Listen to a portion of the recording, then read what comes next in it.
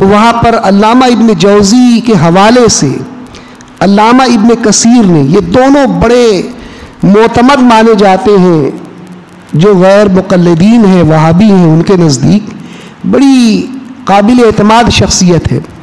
تو علامہ ابن کثیر نے علامہ ابن جوزی کی المنتظم کے حوالے سے یہ بات نقل کی سن ہجری 542 کے واقعات میں کہ ایک شخص نے خواب دیکھا بغداد میں کہ آج جو شخص امام احمد بن حنبل کی زیارت کرے گا اللہ تبارک و تعالی اس کی مغفرت کر دے گا۔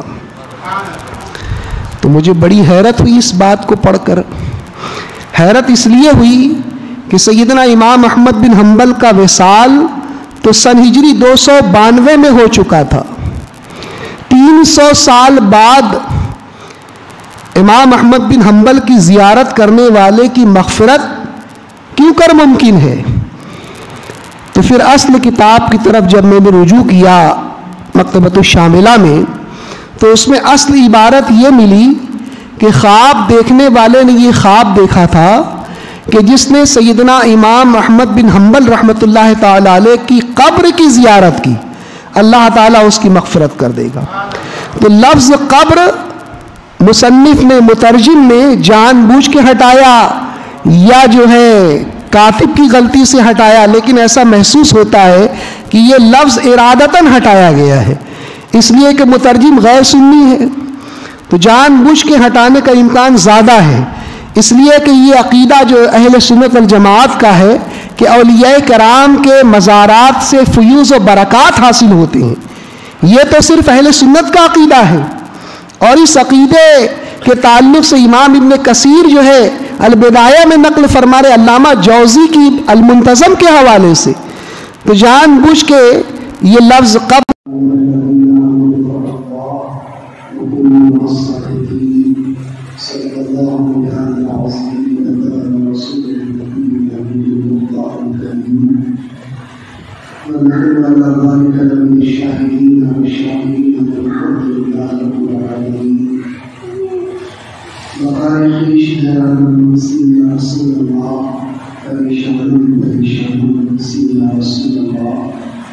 شہادی کس نوازی کو کبھی بادشاہ سازی کو نبی سے در اسلام المسیح یا رسول اللہ غوث اعظم مدنی کی سر سامہ مدد قبلہ دی مدد کعبہ امام آئیے ہمارا سے پہلے رسول کائنات کی تصویر ارواحنا فدا صلی اللہ علیہ وسلم کی بارگاہ قسم نام میں پاکی نصیب شرح بھائی اللہم صلی علی سیدنا و مولانا محمد وعلى وعافیت ابدان و شفائها حضور الانصار و بلائها وعلى آلہ وصحبہ وسلم۔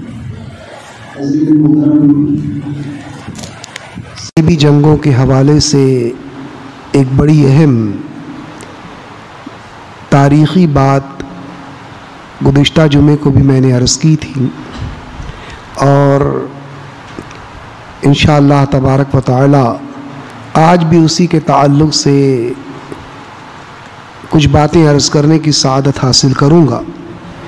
یہ اسلامی تاریخ کا ایک بہت بڑا درخشندہ باب ہے جو عام طور پر معتبر و مستند کتابوں میں بیان کیا گیا ہے، لیکن امت مسلمہ ہماری جو عوام ہے ان واقعات کو تاریخی ناول کے ذریعے جو ہے جانتی ہے، اور تاریخی ناول کا معاملہ یہ ہے کہ بہت ساری غلط باتیں، بہت ساری تحریفات، اور ناول کی وجہ سے بہت ساری ایسی باتیں اس میں شامل ہوتی ہیں جن کا حقیقت سے کوئی تعلق نہیں ہوتا۔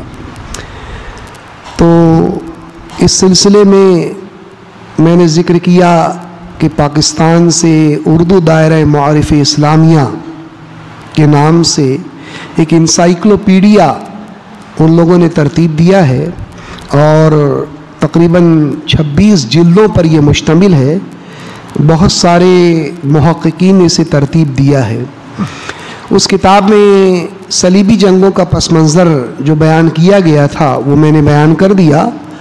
پہلا صلیبی حملہ یہ جو ہے 490 ہجری میں ہوا، اور اس کے 53 سال کے بعد 53 ایئرس کے بعد جو ہے دوسرا صلیبی حملہ سن ہجری 542 میں ہوا، اور اس صلیبی حملے کی قیادت جرمنی کے شہنشاہ کونراڈ ثالث نے کی، اور فرانس کے بادشاہ لوئی ہفتم نے اس صلیبی حملے کی قیادت کی۔ اور جب انہوں نے اسلامی مشرق وسطیٰ کے ممالک پر حملہ کیا، مصر اور شام کے نواحات پر جب ان لوگوں نے حملہ کیا، تو اس کتاب میں صرف اتنا موجود ہے کہ ان دونوں بادشاہوں کو بڑی زبردست شکست ہوئی۔ شکست کس نے دی اور کس طرح سے یہ ان کو ہزیمت ہوئی اور یہ وہاں سے راہ فرار اختیار کرنے پہ مجبور ہوئے، اس کی تفصیلات اردو دائرہ معارف اسلامیہ میں موجود نہیں ہیں۔ مجھے تجسس ہوا کہ اسلامی کتابوں میں یہ بات معلوم کی جائے کہ اتنا بڑا صلیبی لشکر جب مسلمانوں پر حملہ آور ہوا تو اسے کن عظیم مجاہدین نے شکست دی۔ تو البدایہ والنہایہ علامہ ابن کثیر کی ایک بڑی معتبر اور مستند تاریخ پر کتاب ہے، جسے تمامی مکاتب فکر کے لوگ تسلیم کرتے ہیں۔ اس میں نے 5 سے 42 کے حالات پڑھنے شروع کیے، تو اس سے یہ پتہ چلا کہ ان دونوں بادشاہوں کو شکست دینے والی ذات سیدنا عماد الدین زنگی اور سیدنا نور الدین زنگی رحمۃ اللہ تعالی علیہ کی تھی۔ ان کے حملوں کی وجہ سے انہوں نے جو مدافعات کی اور عیسائیوں پر جو حملے کیے، اس کی وجہ سے جو ہے عیسائی بادشاہ جو صلیبی تھے ان کو شکست ہوئی۔ جرمنی کے بادشاہ اور فرانس کے بادشاہ کو بڑی ذلت و رسوائی کے ساتھ جو ہے اسلامی ممالک کو چھوڑ کر بھاگنا پڑا۔ تو یہ کارنامہ تھا سیدنا عماد الدین زنگی اور نور الدین زنگی کا، اور انہی واقعات کے مطالعے کے دوران جب البدایہ والنہایہ سن ہجری 542 کے واقعات کا جب میں نے مطالعہ کیا تو اہل سنت والجماعت کے عقیدے کی تقویت اور ماضی میں بھی ہم تھے، اس کے تعلق سے ایک بڑی ایمان افروز روایت نظر سے گزری۔ بڑی چھوٹی سی روایت ہے، لیکن آپ دیکھیے کہ کس طرح سے اہل سنت والجماعت کے عقائد کو چھپانے کی کوشش کی جاتی ہے۔ میں نے جب 542 ہجری کے واقعات پڑھے تو وہاں پر علامہ ابن جوزی کے حوالے سے علامہ ابن کثیر نے، یہ دونوں بڑے معتمد مانے جاتے ہیں، جو غیر مقلدین ہیں، وہابی ہیں، ان کے نزدیک بڑی قابل اعتماد شخصیت ہے۔ تو علامہ ابن کثیر نے علامہ ابن جوزی کی المنتظم کے حوالے سے یہ بات نقل کی سن ہجری 542 کے واقعات میں کہ ایک شخص نے خواب دیکھا بغداد میں کہ آج جو شخص امام احمد بن حنبل کی زیارت کرے گا اللہ تبارک و تعالی اس کی مغفرت کر دے گا۔ تو مجھے بڑی حیرت ہوئی اس بات کو پڑھ کر۔ حیرت اس لیے ہوئی کہ سیدنا امام احمد بن حنبل کا وصال تو سن ہجری 292 میں ہو چکا تھا۔ 300 سال بعد امام احمد بن حنبل کی زیارت کرنے والے کی مغفرت کیوں کر ممکن ہے؟ تو پھر اصل کتاب کی طرف جب میں نے رجوع کیا مکتبۃ الشاملہ میں، تو اس میں اصل عبارت یہ ملی کہ خواب دیکھنے والے نے یہ خواب دیکھا تھا کہ جس نے سیدنا امام احمد بن حنبل رحمۃ اللہ تعالی علیہ کی قبر کی زیارت کی اللہ تعالیٰ اس کی مغفرت کر دے گا۔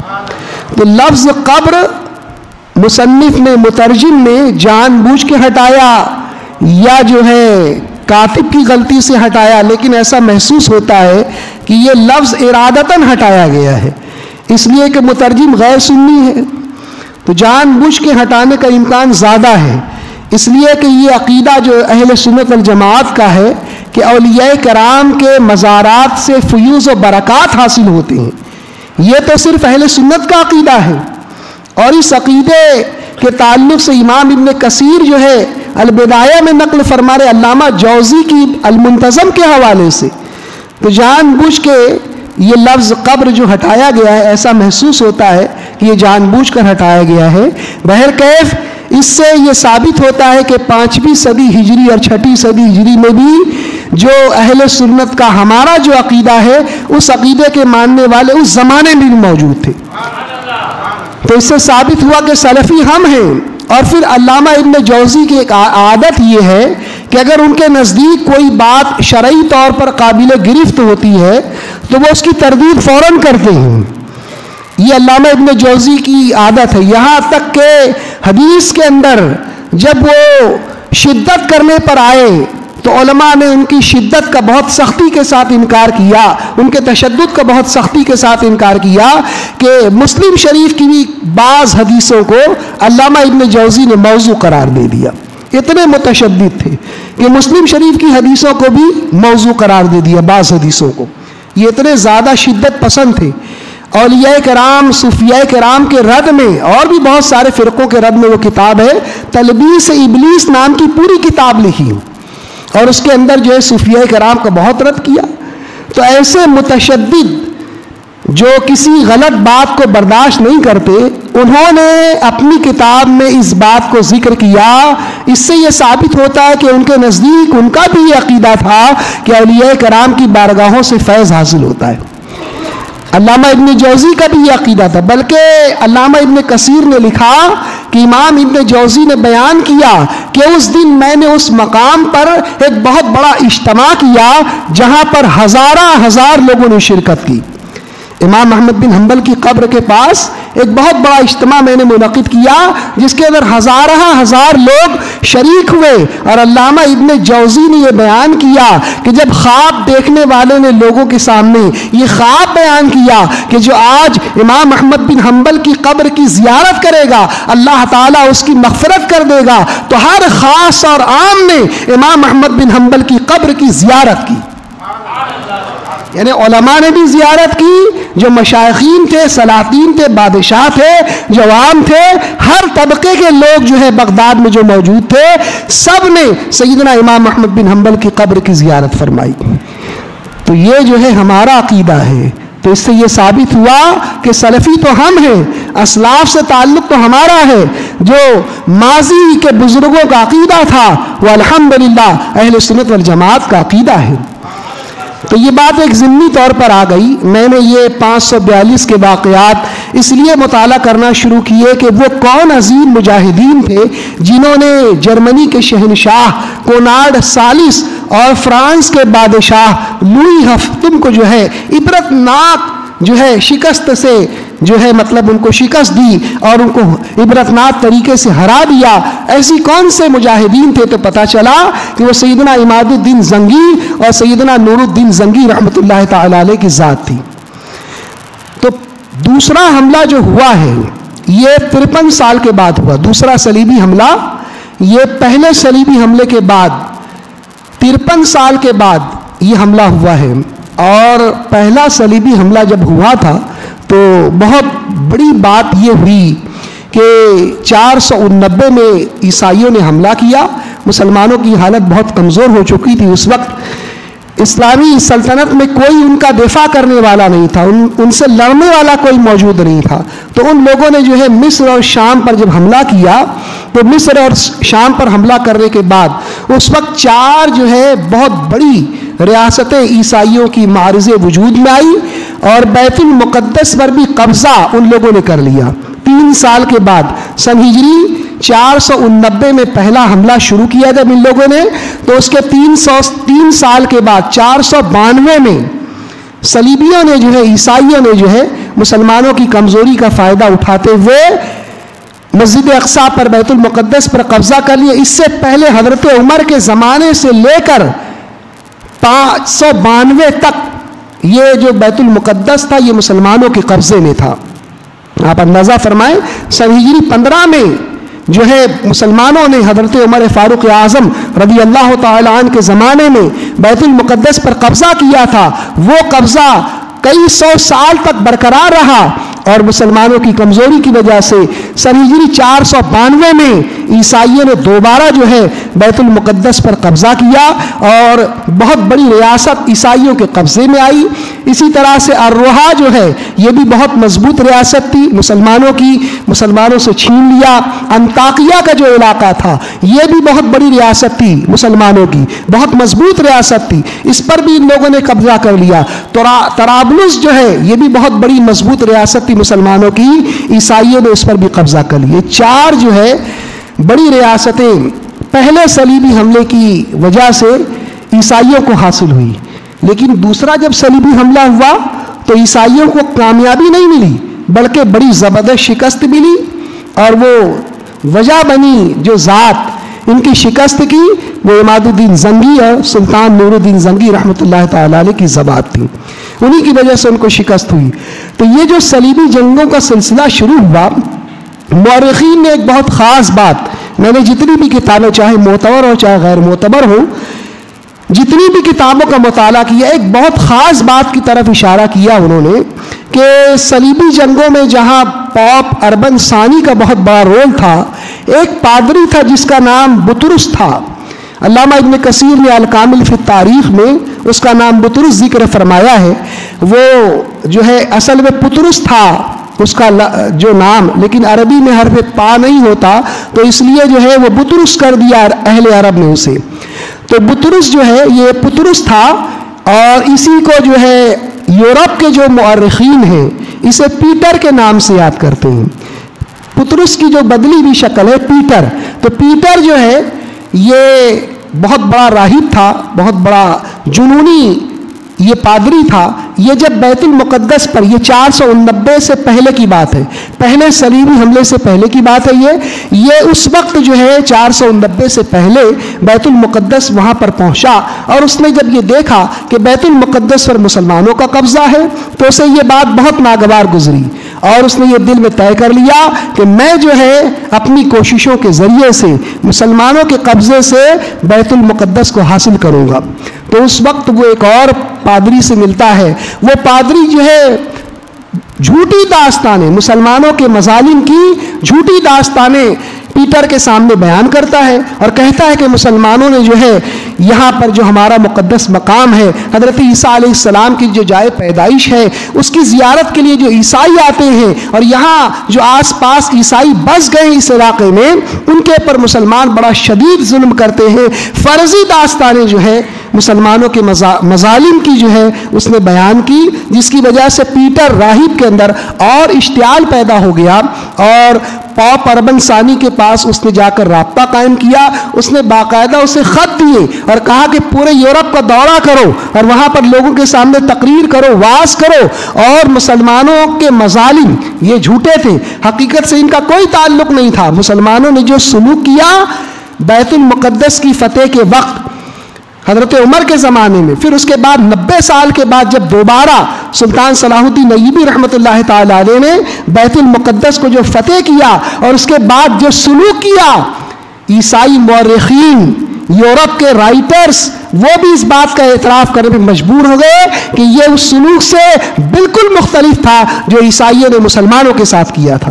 بیت المقدس پر قبضہ کرتے وقت کتنے مظالم توڑے گئے, اس کا ذکر میں ابھی تھوڑی دیر میں کروں گا. کہ پطرس نامی جو پیٹر نامی جو راہب تھا, اس کو خطوط دیے گئے, جان بوجھ کر جو ہے مسلمانوں کی کے جھوٹے مظالم, حقیقت سے اس کا تعلق کوئی نہیں تھا, وہ جھوٹے مظالم جو ہے جا کر بیان کرے یورپ کے اندر اور لوگوں کو اشتعال دلائے. یہ سلسلہ آج بھی جاری ہے. آج بھی لوگ جب اسلام کی اسٹڈی کرتے ہیں تو اسلام کی اسٹڈی کرنے والے جو اکثر غیر مسلم ہیں, ان کو جو اسلام کی شبیہ جو ان کے سامنے پیش کی جاتی ہے وہ انتہائی خوخار مذہب کے طور پر پیش کی جاتی ہے. آج بھی بہت سارے لوگ جو عیسائی سے مسلمان ہوتے ہیں یا دوسرے مذاہب سے اسلام قبول کرتے ہیں, وہ اس بات کا اعتراف کرتے ہیں کہ اصل پکچر جو ہے بہت بعد میں ہمارے سامنے آئی, اصل تصویر اسلام کا اصل حسن ہم کو بہت بعد میں معلوم ہوا. ابتدا میں تو ہم نے جو مطالعہ کیا، جو پڑھا، جو ہم کو بتایا گیا، جو ہماری فیملی میں جو تعلیم دی جاتی تھی، وہ یہی تھی کہ دنیا کا سب سے خطرناک، دنیا کا سب سے دہشت گرد جو مذہب ہے وہ اسلام ہے.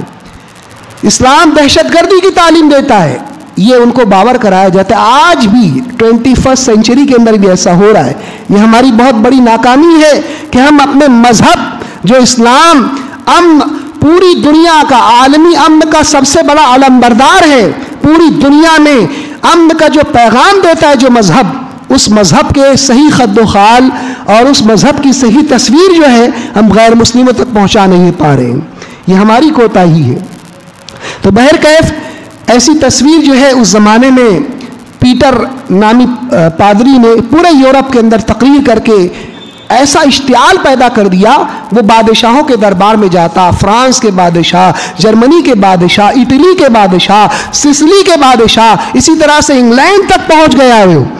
تو ان کے پاس پہنچنے کے بعد وہ ان کے دربار میں ایسی تقریر جوشیلی کرتا کہ سارے عیسائی جوش میں آ جاتے اور کہتے کہ ہم مسجد اقصیٰ کو مسلمانوں سے قبضے سے ضرور حاصل کریں گے، ہم اپنے ان مقامات مقدسہ پر دوبارہ قبضہ کریں گے جن پر مسلمانوں کا قبضہ ہو چکا ہے. تو یہ ایک تقریر کرنے والے کا بھی بہت اہم رول تھا اس کے اندر. تو اس بات سے یہ بھی سمجھ میں آتا ہے کہ تقریر کی بہت اہمیت ہے، وعظ و نصیحت کی جسے لوگ کچھ اہم سمجھتے نہیں ہیں، یہ بھی بہت اہمیت رکھتی ہے یہ چیز. تو جمعہ کی تقریر ہو، عید کی تقریر ہو، لیکن مسئلہ یہ ہے کہ جن کو سنانا ہے وہ جب نماز کھڑی ہونے والی ہوتی اس وقت آتے ہیں، یا جب عربی خطبہ شروع ہوتا ہے اس وقت آتے ہیں. تو جن کے اندر تبدیلی پیدا کرنی ہے وہ لوگ تقریر سننے کے لیے تیار ہی نہیں ہیں. تو یہ ایک بہت بڑا مسئلہ ہے. لیکن تقریر کے اثرات، میں یہ بتانا چاہ رہا ہوں کہ تاریخ اس بات کی شہادت دیتی ہے کہ تقریر کے اثرات بہت مؤثر ہوتے ہیں. بڑے بڑے صلیبی حملے صرف یہ نہیں ہے، میں آگے آپ کو بتاؤں گا کہ دوسرا تیسرا جو صلیبی حملہ ہوا اس میں بھی مقررین کا بہت اہم رول تھا. جو عیسائیوں کو جوش دلانے والے لوگ تھے ان کا بہت اہم کردار تھا یہ. تو پیٹر نے جو ہے پورے یورپ کے اندر جو ہے یہ یلغار اور یہ جو ہے مطلب مسلمانوں کے تعلق سے بدگمانی پھیلانی شروع کر دی. پھر پوپ اربن ثانی نے جو کانفرنس کال کی، اس کے بعد 490 ہجری میں جو ہے عیسائیوں نے پہلا حملہ کیا. 4 جو ہے آزاد عیسائی ریاستیں مصر اور شام میں جو ہے اس حملے کی وجہ سے قائم ہوئی. اس کی تفصیلات بھی جو ہے مورخین نے بیان کی ہے. پیٹر نے جب یہ لوگوں کو کہنا شروع کیا کہ یہ ایک مقدس جہاد ہے، حضرت عیسیٰ علیہ السلام ہم سے راضی ہو جائیں گے، اور جو ہے جو اس جہاد میں شرکت کرے گا، اس جنگ میں شرکت کرے گا، وہ جنت کی اعلیٰ ترین نعمتوں سے مالا مال ہوگا. یہ تصور بھی دیا گیا. مال و منال تو ملے گا ہی، جائیداد تو ملے گی. عیسائیوں کو یہ ذہن دیا گیا کہ یہ مقدس جنگ ہے، اور اس مقدس جنگ میں جو بھی شرکت کرے گا یسوع مسیح جو ہے، حضرت عیسیٰ علیہ السلام جو ہے اس سے راضی ہوں گے اور اس سے خوش ہوں گے، اور وہ جنت کے اعلیٰ ترین مقامات میں پہنچ جائے گا اگر وہ اس جنگ میں مارا جاتا ہے. تو اس کی وجہ سے 13 لاکھ افراد مورخین نے بیان کیے بے ربط لشکر، عورتوں کا، مجرموں کا، جاہلوں کا، اور جو بڑے بڑے رئیس تھے جن کو جائیدادیں نہیں مل رہی تھیں، یہ 13 لاکھ لوگ جو ہے مل گئے ایک ساتھ، اور انہوں نے سب بدنظمی کے ساتھ، کوئی ان کی قیادت کرنے والا تھا نہیں، اس لیے کہ جنگ جو ہے باقاعدہ پلاننگ کے ساتھ کی جاتی ہے. اس زمانے میں بھی کی جاتی تھی، اور آج تو پوری سائنس بن گئی ہے وار کی. جنگ کی پوری سائنس ہے کہ کس طرح سے جنگ کی جائے، ریسرچ کی جاتی ہے اس کے اوپر. اس زمانے میں بھی اصول و ضوابط کے تحت جنگ کی جاتی تھی. پیٹر کی قیادت میں یہ 13 لاکھ لوگ جب پہنچے تو بڑے جوش و خروش میں تھے، اور پورا یورپ ایسا محسوس ہوتا تھا کہ اس نے مشرقی اسلامی وسطیٰ کے پر حملہ کر دیا. اور یہ لوگ راستے میں جو ہے جب جہاں جہاں گزرے، ان لوگوں نے جو ظلم و ستم کے پہاڑ توڑے ہیں، آپ کو حیرت ہوگی کہ عیسائی مورخین نے اس بات کا بھی ذکر کیا ہے کہ ان لوگوں نے بہت مظالم توڑے لوگوں کے ساتھ. یہاں تک کہ یہ لوگ جب اسلامی مشرق وسطیٰ میں پہنچے تو وہاں پر اس سے پہلے بلغاریہ نام کا ایک علاقہ تھا. بلغاریہ میں عیسائیوں کی سلطنت تھی. یہ جو ہے دادا گیری کرتے تھے وہاں پر. یہ 13 لاکھ لوگ جو منتشر تھے، ان میں سے ہزاروں کی تعداد یا لاکھوں کی تعداد جہاں پہنچ جاتی تھی یہ دادا گیری کرتے تھے. وہاں پہ رہنے والوں سے وہ جو ہے اپنے کھانے پینے کا، رہنے کا سارا خرچ جو ہے وہ مطالبہ کرتے تھے وہاں کے رہنے والوں سے. بلغاریہ والوں سے بھی ان لوگوں نے مطالبہ کیا، تو بلغاریہ کے لوگوں کو اس کی عادت نہیں تھی. وہ جو ہے مفت میں کھانے پینے کا سامان، رہنے کا سامان دینے کے لیے تیار نہیں. حالانکہ عیسائی تھے وہ، لیکن انہوں نے اس بات سے انکار کر دیا کہ ہم تم کو سامان دیں گے.